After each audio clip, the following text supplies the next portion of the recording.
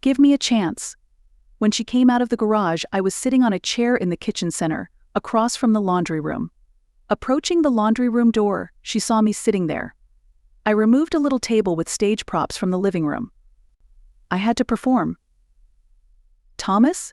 That tone was inquiring. You're doing what? Is something wrong? No problem, I said. I was hoping you could help me fit. What about fitting? What the hell are you discussing? I grabbed something from the table. I displayed it proudly. Say they must be fitted. The what? She asked. What's up, Thomas? Is this funny? Are you pranking? Though I like a good trick, I wasn't kidding. Just a hoax. It should be serious. This is not a prank, I said. A manhood cage or chastity device. Her eyes bulged like stalks. They looked like snail eyes. Little stalks were the only thing lacking. What the hell? Are you insane? What are you discussing? She asked. I informed her of my studies. Cuckold spouses need manhood cages. Indeed, that matters most. The key is chained around your neck. After the bull makes love to you, let me out for sloppy seconds if you let me. Thomas, what's wrong? She gazed at me like I had a third eye. What are you talking about? Have you gone mad? I said no, I'm perfectly sane, just to understand how things worked so I could contribute. I bought you a sweet little chain. I raised it to show her the key dangling from it. You can wear it. Let me depart when you're ready for cream cakes and sloppy seconds. Would you enjoy this? I displayed the cage. I should have asked. Their styles vary. When will you bring the bull in? I want to see him ASAP. What the hell are you discussing? Her voice almost screamed. The heck is a bull? What are you doing with that awful thing? It was clear she didn't like my cages. Hell, I might get a refund. Everything should be fine if she didn't touch my genitals. I wondered if she was returned. The concept chilled me. It must be well cleaned before use. Bulls sex your wives. I said the alpha male cooks, watches and cleans after the bull has his bride. Outrage filled her. Thomas, are you accusing me of dating? I don't like thinking that way, I said. Non-accusation implies judgment. Blaming is quite serious. Make love to Greg Johnson without accusing him. Only hope I did my part right. Please help me put this on. It was extended to her. She took 2 steps forward, grabbed it from me, and threw it violently into the washing room. Great throw directly into the dryer. Stop, she yelled. I looked hurt.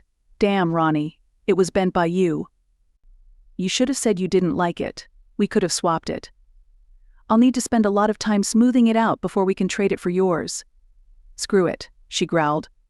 When and how long have you known? I contemplated it. Today is March 15th, I said. At 7:44 on February 11th it began. Now 540. Do you need minutes or an hour? That's March foreshadowing? What a fit. Julius Caesar was killed that day. She opened her mouth. She regarded me, opening and closing her mouth silently. She looked like a dry soil carp.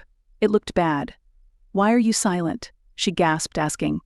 To say what? I asked. What about you, cheating fool Veronica? Please justify your affair. Did you want me to say that? I asked. Why not learn why? She asked. I know why I said. I need not ask. She seemed confused. You know why, how? I know why people cheat, I said. Sociopath you. She gasped, tears in her huge blue eyes. How to say it? Thought you loved me. How is that relevant? I requested. I adore you. I did before discovering your cheating sociopathy. I now realize loving you is absurd. I just need to adjust to our new roles. She repeated the carp act. Your lips aren't right, I told her. She probably didn't know I researched carp and ignored my criticism of her spoof. What did find someone else mean? She inquired. Will you divorce me? I told her yes, but it will take some time. I thought you'd throw me a bone between making love to Johnson, as long as we lived together and I could wear a cage. I didn't mean that. It ended. Thomas, no more seeing him. Divorce is not my goal. Very surprising, I said. When a wife sleeps with another man, she usually wants a divorce. Though she may not want it, that's how it usually goes. I didn't want you to know, she said. Thomas, the affair was brief. I'm done, and I'll be the best wife ever. I said that sounded great. Unfortunately, I must decline. Do not do this, Thomas. Now she begged. You know I love you. It happened without meaning. I say it's over. The fact that you never told me when it started makes it hard to trust. How will you convince me? She approached and crushed her fat body on mine. She was sizzling. I promise everything is over. We realized her promises were valuable. She jumped. I'm done hearing about those dirty cages, she yelled. Throw out cages, said it was over. Tom, what's wrong? I cherish you and will not do this. Discuss it no more. Very horrible. Apologies, I said. Ronnie, did you defend Big Johnson? Her face turned red. Stop calling him that, she advised. God, Thomas, you're rude. He wasn't huge and I had him use the defense. Are you planning to make love to me soon? Sweetie, whenever you want, she purred. Have I rejected you? Not that I remember, I said. STD testing is recommended anyhow. Neither of us should endanger our health. If you could get infected, you would have by now, she said. Have you not loved me since I began? She asked. I overlooked Jesus, Thomas. Does that explain your recent illness or fatigue? I admitted. I never enjoyed having pus leak from me. This name made her wrinkle her nose. I'll be examined tomorrow, she said. Thomas, what now? Nothing for a while, I told her. You know divorces take time. Gently, she groaned. I denied wanting a divorce. I remember responding a few minutes ago. Your temptation distracted me, but I remember certain specifics. We shouldn't divorce, she begged. Said it was over. I shall now be loyal to you. I said I remember. I'd heard it before, so I didn't believe you. My vow was to leave everyone behind. Do you recall? Her face lit up. Yes, I remember. What's wrong with me? Thomas, I didn't plan to cheat. We always worked together. I got stupid because he continued hitting on me. I'm sorry. It doesn't mean much. I expected you to be madder, I told her. I was upset for weeks. At first, I pondered killing you. I have an old gun. I practiced at the shooting range. I planned to murder the lover. Her nose wrinkled. I wanted to kill you both. Macy convinced me otherwise. She awed. Macy knows. You told our daughter. Why do that? Really loathe me?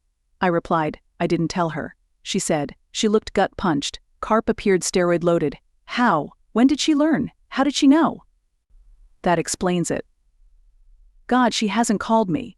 She always says she's busy when I call. He may not be listening, I said. Isn't one of his core beliefs that you can only love your husband? She sat there crying, unaffected by my kind words. She woke from her slumber. What should I do, Thomas? She asked angrily. I told Ronnie I had no idea. A book you could read? Possibly a website to explain to your daughter why you cheat. Her gaze was gloomy. She said, You don't have to hit me if it helps, you should. Do you love hurting me, Thomas? Well, I think I do a little, I said. Before, I wasn't violent. You shaped me. I apologize, she whispered. Help me now? No idea, I said. You expected what to happen when I found out. She said, I didn't think you would, I simply did it. Now that you know, any ideas? I asked. She paused. She asked your opinion on open weddings. They may be divorcing, I said. Are you sure? She inquired. Magazines and TV have covered them, I'm sure, I said. I read about many topics. I waited in line at the grocery store last week. You'll never guess what I saw. She considered becoming Sasquatch's love slave. Her mouth moved. Maybe it was a puffer fish, not a carp. I said no self-respecting person would think that. Consider how humiliating that would be. These ladies are cheats, not wives. Open means to cheat. Then consider my reaction. Feelings on it? She asked. I said you'll cut my balls off. Similar to how I feel now. I didn't mean that. What can I do, Thomas? Yelled, stop saying that. Said it was over. Will not see anyone else. Yes, I remember, I said. Do you think I have Alzheimer's, Veronica? She stared at me. I remember you saying you didn't believe me, she said. Would you rather have your divorce papers served here or at work? I don't want a divorce, she shivered. I'm not divorcing Thomas. I assured her it wasn't up to her. You'll wait 60 days until I file. The judge will grant divorce if you don't object. She said she'd fight it. Why? I asked. Your refusal to marry me is evident. Why argue about that? I want to marry you, she said. How about a lover? I asked. This seems destructive to my marriage. I'll wear a cage till my divorce is official. I grabbed the cage at the laundromat. Probably won't wear it, I said. It looks crooked and would hurt me. I held it out to demonstrate the wire bend. She seized it from me and threw it into the washroom. Instead of the dryer, she made a beautiful basket from a laundry basket. She cried, "Leave that filthy thing alone." "You're disgusting." "Horny couples should do that." I stated that I had extensively researched this. She seemed concerned about your claim that you're not a cuckold husband. Technically, no, I feel like a loyal cuckold. Except for Macy's, I rarely keep bull babies. She stared at me, mouth gaping. Her words were, "Don't even think about it." I considered that she is yours. Should I get a DNA test? She looked at me like a Martian. I'd had a DNA test and knew Macy was mine. I just jerked her chain. "This is unjustified," she said. "Your child, Macy." "I've never betrayed Thomas." "Mean before Big Johnson's?" I clarified. "Please stop calling him that. He wasn't big. Thomas, he is nothing. You're huge enough for any woman. You interested?" I wondered. She blushed. She shocked me with brilliance. "Girls talk about these things," she said. "How big is Sam's?" I requested. "Always with a big bag," he boasted. Of course, he always did it without Sandy. She said she didn't know. Bragging men always lack decency. I suspected it all along. "Thank you, Ronnie. Each day brings new knowledge." "Can we stop discussing divorce, cages and wit? That, whatever." "I suppose, but divorce will come up," I said. "I need to know where you want to be served first." "I expect a hearing. We won't divorce," she said. I heard the shower running as she left upstairs with those statements. I removed the cage from the dirty garments. Though well made, the wire seemed brittle. After bending to my best effort, I placed it in the box and delicately placed it on the mantel next to our wedding photo. It looked good. The box has beautiful red priority mail labels. "Going to Angus Grill. I ordered a great steak." My phone rang throughout dinner. I replied. It was Ronnie. "Your whereabouts?" she asked. I told her I ate. "Excellent tenderloin. They're usually tough, but this one is tender, and I've always liked sirloin." Inside the tube, I heard panting. Why not ask whether I wanted to go? Call Big Johnson to tell him it's over. I didn't want to interfere if you wanted to schedule a date. Don't you like the word? Love dates have unique meaning. That phone call sounded like a fowl cackling. I might hire her to call turkeys when turkey hunting. "I was going to tell him tomorrow," she said. "When are you home?" I mentioned Bud's darts event tonight. I decided to stop there, try it, have a few beers, and go home around 9. Unless Alicia is there. "If she's there, I might as well hang out and see what she's up to," he said. "You'd why?" "Do that?" "My affections for her have always been there," I said. "I never considered it again while married to you." "You're married to me," she raged. "If you're not home by 9, I'll claw that fool's eyes out." I didn't probe her. Alicia never interested her. She was banging pots and pans when I got home, got up, showered, and went to bed. I rise at 5:30 for work. Later, she stripped and slid into bed naked. She kept moving down my body, but I stopped her. "I hate to break the moment, but you should have taken the test." She exhaled. "Thomas, you just talk garbage." "I are STD free. Greg married. He wouldn't risk bad surprises for his wife. As I said, I always protected him." "Is it like the renounce everything else oath?" "Just asking." She paused. "How am I supposed to show you I'm serious if you won't make love?" she asked. So I strolled all day smiling. Men mocked me about it. As I arrived home, she was fussing in the kitchen. "Making pork chops," she said. "Stuffed to your specifications. It sounds wonderful." Walked upstairs to change. Back downstairs, I watched ESPN basketball. She brought me a beer and chips when she heard the TV. What a life. After a great dinner, she told me she got tested. The results would arrive in 3 days. Since it was Friday, it should be ready by Friday night. That idea excited her, so I didn't want to ruin her joy. I warned Ronnie that if you make love to Big Johnson again, you'll have to retake the test. "I won't sleep with him or anyone else," she yelled. "Thomas, how often must I tell you? From now on, I'll be reliable like an atomic clock." I watched her. "I apologized," she said. "Thomas, I only belong to you forever. It looked familiar, but I nodded. Friday arrived as usual, and she delivered the test results to me. "See, I told you so," she said. We were wasting time. When the doorbell rang, she led me up the stairs by the hand. She opened the door to find a huge man. He had a shaven head and was under 2 meters tall. A snake-shaped tattoo on his costly suit collar was disappearing. "You Veronica Brown?" he inquired. "This is about what?" He gave her a huge envelope. "Sorry, ma'am. You were served." Turning, he left. I was confused. All process servers were young girls chewing gum, I thought. It was very out of character. A terrible sign. We hope everything will settle down soon. Veronica faced me. "What's this, Thomas? Nearly sure these are your divorce papers." She sighed and fell to the entryway floor when I said this. This was humiliating. She grabbed her when I tried to help her. "Give away." "Why?" she cried. I said no to divorce. "Very sorry, Thomas. Do not divorce me." She was taken to the sofa in my arms. "I predicted this. Did you believe I joking?" she cried. "I thought you'd change your mind. Give me a chance. Thomas, give me a chance. Please witness my amazing wifehood.